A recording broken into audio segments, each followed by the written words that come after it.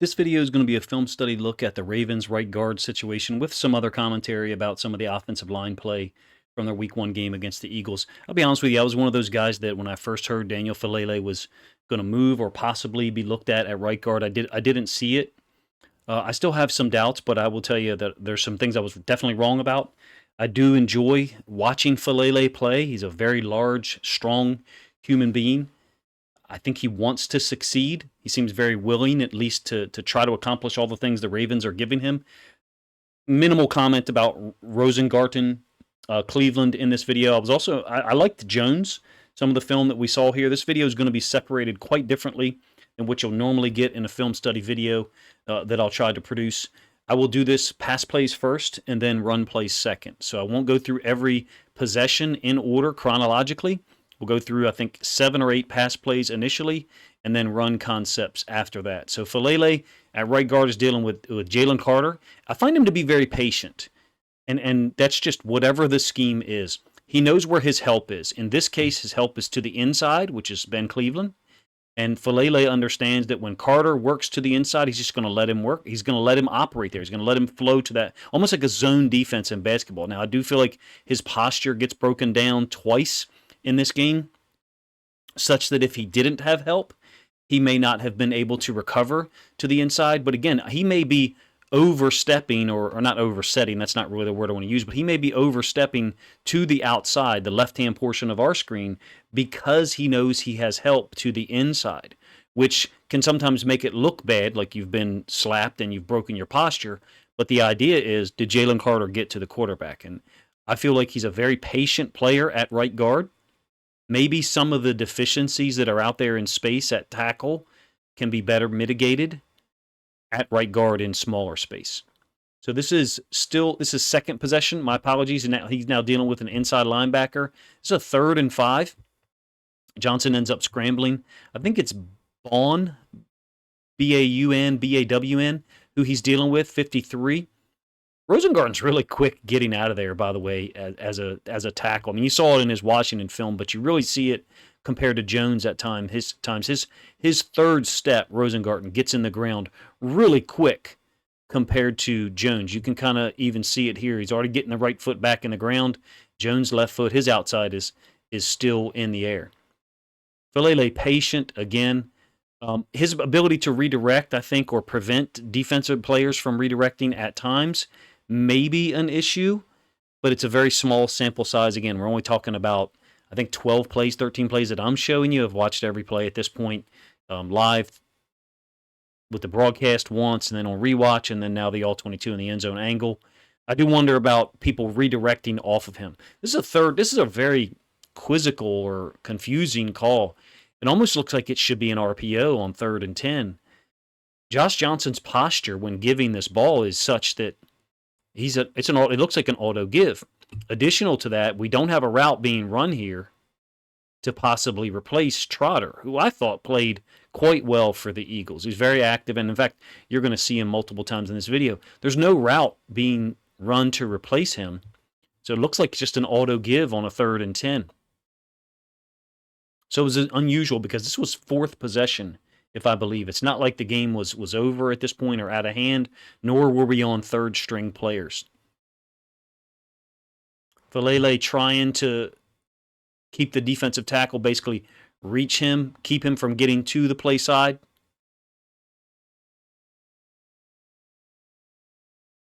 Fifth possession now, and Faalele's going to end up helping on, I think it's Hunt, 58, who's a rookie, a talented athlete. Over to the left-hand side, I believe that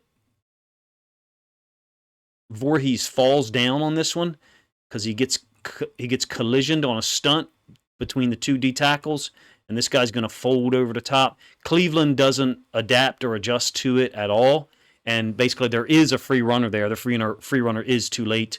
Ringo played quite well, I thought, against us.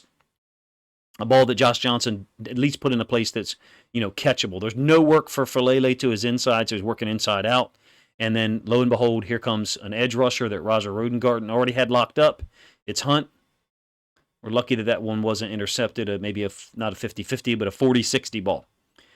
Fifth possession still. I think we got a 3rd and 10. I really do like this call, not on 3rd and 10, but this is a Derrick Henry play, in my opinion. I think this is a play we're going to run with Derrick Henry out of 11 personnel.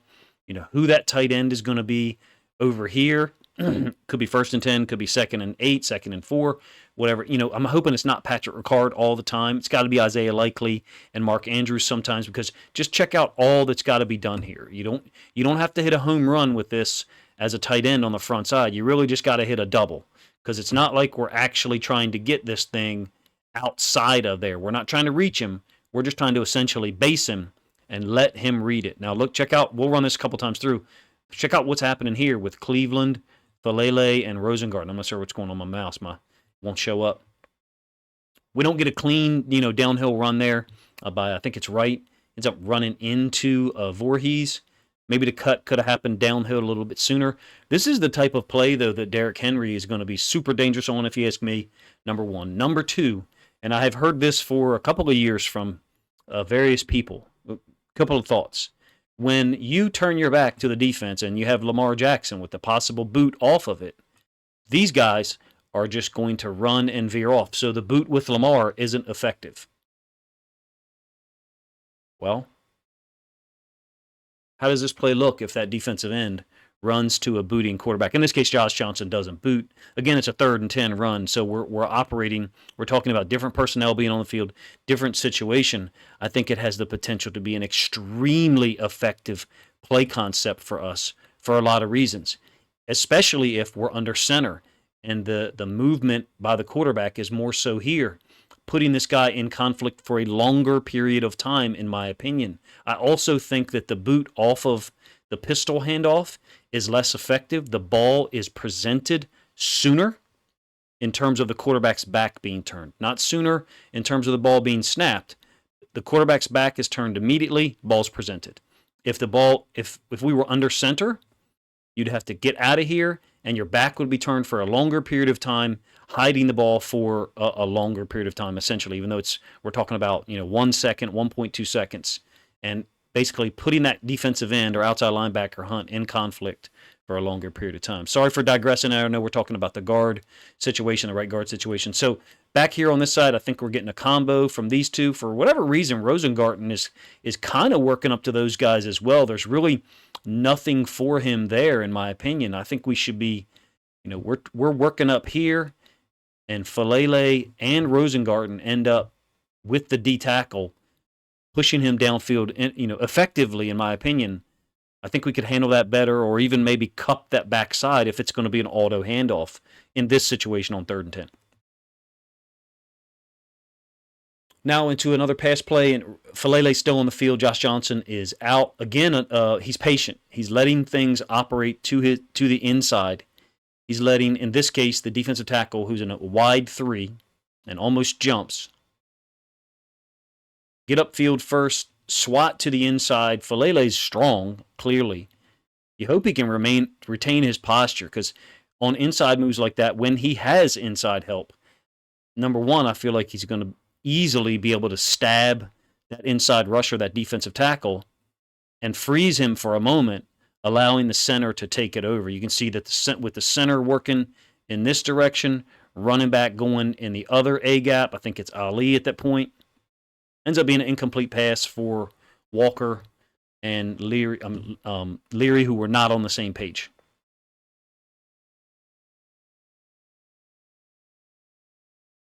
Another one of those situations that I mentioned earlier, I'll try to run this a couple of times so you can see Rosengarten, I think it's Jones, their steps to get out of there, how good Rosengarten's feet are. And what I'll do is I'll do what we would often do as a coach, just run it back multiple times. Forgive me if this is annoying, but what you're trying to do is you're trying to isolate or look at a certain player and their feet. So we're comparing Jones and Rosengarten. The stab of that 3rd step by Rosengarten is more decisive, and I think he's already getting his toes and his cleats in the ground.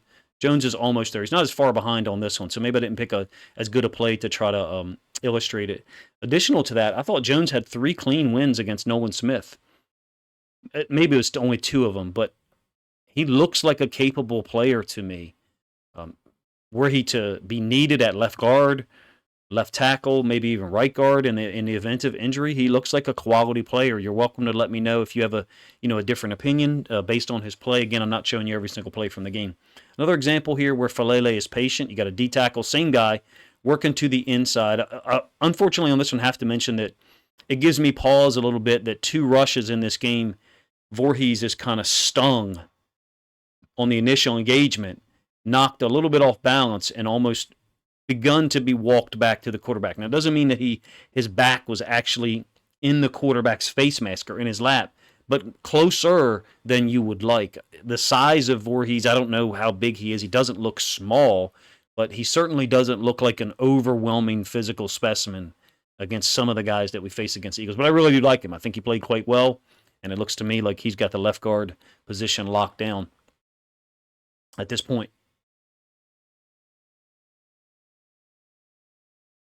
Some run concepts. I didn't pick 2 of the bigger runs. I actually picked some that were losses. This is a unique situation, kind of a 4-eye to the point of attack. And since the 4-eye is a B-gap player here, 4-eye means he's stepping to the tackle instead of stepping down with the visual and pressure key at the same time. So 4-eye, your visual and pressure key might be different. You might be stepping here, but looking at the tackle. It depends on what you're trying to play out of it. But also as a part of that, they're stunting the nose into the A gap to our left, the defense's left, and then Devin White is blitzing like the inside half here of Voorhees. And Devin White and 93 end up kind of like running into each other in the same gap, but unfortunately it works out in their favor. He's able to fold over the top, he being Devin White, because Jones isn't able to take that 4-eye down. Basically, he's not able to collapse him. One of the reasons I was taught that you play a 4-eye is because it's not as easy to down block. You're not just going to be able to take the 3 technique or defensive tackle down, wash him down as far. That edge, if you will, I don't mean this edge. I mean this edge in the B gap. If he was a 3 technique and he was visual and pressure key on the guard, it would be easier to combo or double him and get movement in this direction. Shorten that edge, create a wider space in here. Because he's a 4-eye and he's stepping to Jones, there is no downhill crashing. There is no gap that's opening. And 45 is able to fold over the top. Kind of accidentally make the play. We're focusing on Faalele here. How does it all relate to Faalele? Well, Jordan Davis, I think is 90, is stunting to the backside A gap, and Faalele, I think, is taking good steps to get to the cutoff. Davis has allowed him. I thought Davis played high in 2 or 3 of the reps that I saw early. I was a big fan of his coming out in college. I didn't really see as much explosiveness the other night. Another run play, second possession here. I think another field goal possession. This is a power concept. Rosengarten kind of gets his right hip, right thigh dislodged a little bit by the down block of Kolar. It's power. So fullback kicking out. Guard Voorhees wrapping. He wraps up to 45. Down block combo, whatever you want to call it, by the right tackle and the tight end. And you can see Kolar's eyes are on the backside inside linebacker. 53 folds up to him. And then Wright takes it downhill. Rosengarten can't finish it off. I think in this case he's a little bit dislodged by Kolar, so you would say, well, that's not his fault. But he's getting stood up some even before that. Just before contact there, he's getting stood up a little bit by the defensive tackle, who again is in a 4-eye. There's still movement on that defensive tackle. You can see his posture's been totally broken. His hips are open. Don't feel like he should be able to power through this, but Rosengarten's feet are really close together because, again, Kolar happened to dislodge him a little bit as well as the D tackle. Still goes down as a 5-yard gain, so it's still a positive play. Another really weird call for me, bunch right A, one of Monken's favorite formations that I think's got a lot of sequential plays out of it. And it's just basically an auto give where if you did want to call this a zone read, we're locking the backside of it. So we're locking the backside defensive end outside linebacker 58. And, we're zoning up this way. Fine, if that's what you want to call it. 24, I think, is Bradbury, who appears to have moved to safety. It would then be the read man. Well, there's no routes being run off of it. Number one. Number two, this is a situation I saw 2 or 3 of these where Josh Johnson takes a weird angle after the handoff. This doesn't look like what I would consider to be a zone read where Josh Johnson would potentially take that, out to the edge. This looks like he's going to bring this downhill inside the C gap, inside where the tight end is dealing with Hunt. 95, who looks like a pretty good football player. I'm not even going to try to say his name. Ends up making the tackle. Faalele does a nice job, if you ask me, of touching 95 with his right arm. And then going to pick up the inside linebacker, again, is 53. Huge body mass from the waist up is going to help him in a lot of these situations where either an inside linebacker, 245, 255 pounds, is coming downhill or at an angle, and he can't get a home run off of him. But a double for Faalele is going to get the job done. Trying to combo up. Faalele to here to 45, which is Devin White. Difficult combo here from Jones and Voorhees. Guys stepping, it's a 4-eye again, stepping out to Jones. And so I feel like as far as this play call, when we get this 4-eye here, well, he's actually lined up in a 3. So that pre-snap looks like a 3 to them, but he's stepping out, he being that defensive tackle. So he's looks like he's in a 3, but then stepping out, to me, he's playing a 4-eye technique on the tackle. And I guess that's the reason why they didn't make the call to just tell Voorhees, go up immediately, and I'm going to go ahead and try to reach this guy, or I'm meaning Jones, or if I can't reach him, then I'm just going to take him in this direction, which is really what ends up happening here because he's playing a 4-eye. Cleveland and Faalele on the front side. It's a cool play, man. I broke this one down in the Ravens offense video I did last night. Jet, dive. Jet to the left of the offense off screen. Dive with the running back. And you have an arc release by the tight end that is pulling people out of here, along with the guy who's going with the motion man, because presumably he's playing man in terms of the coverage.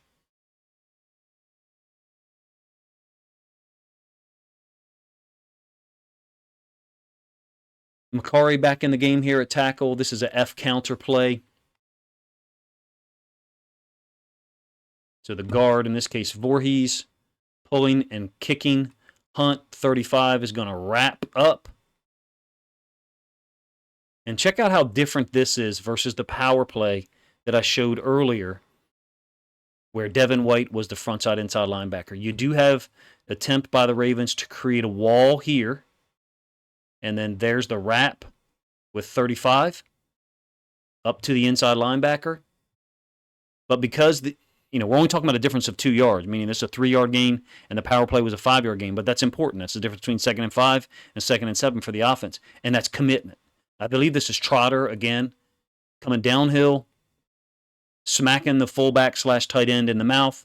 Doesn't have his pads below pads, but he is able to condense it somewhat. He does get pancaked, but for a moment condenses the gap and doesn't allow the Ravens as much space as they wanted to. I'm not going to give an evaluative grade on Faalele, to be honest with you. I like what I saw out of him. I think he's way better at right guard and has a wider net or umbrella of things that he could be good at than I would have given him credit for. So I was way wrong on that credit to the Ravens coaches for maybe seeing things last year and the snaps he got at right tackle. Like, okay, maybe this guy's not going to be able to play out here. This is a nice bump combo of the D tackle up to Trotter. I think it only ends up being a 3 or 4 yard gain for Ali. I feel like this is the stuff that Ali would be a little bit better at. Maybe some of the speed concepts. When he has a read, Ali, I feel like he's somewhat undisciplined compared to some of the other guys that we've had playing running back here in the past. I'm not going to show some of the goal line plays where I think he's making a poor cut. You guys have to let me know what you think. If you were looking for an evaluative grade, a summary judgment on Faalele, I'm not going to give that. I don't feel like I'm competent enough to do so. For to be honest with you, I'd like to just show the film, break down each individual play. If I was to say, can Faalele start for this team at right guard, I'd say yes. Would I have some concerns about him redirecting or maybe the second or third engagement being out athleted by certain players? Yes, I would. But nonetheless, the Ravens appear committed to him. They don't appear to have any confidence or faith in Ben Cleveland, who obviously is playing center at this point with Tyler Linderbaum being out, hopefully able to return at some point. Let me know what your thoughts are on Faalele at right guard and some of the other judgments I talked about. I was impressed with Jones out there at tackle, Rosengarten and McCary as well. Appreciate you guys' time, man. If you think other Ravens fans would enjoy this film study look at Daniel Faalele, who may end up being the starting right guard for the Ravens, then please consider grabbing a link to this video, sharing it out on social media to help this content get more reach.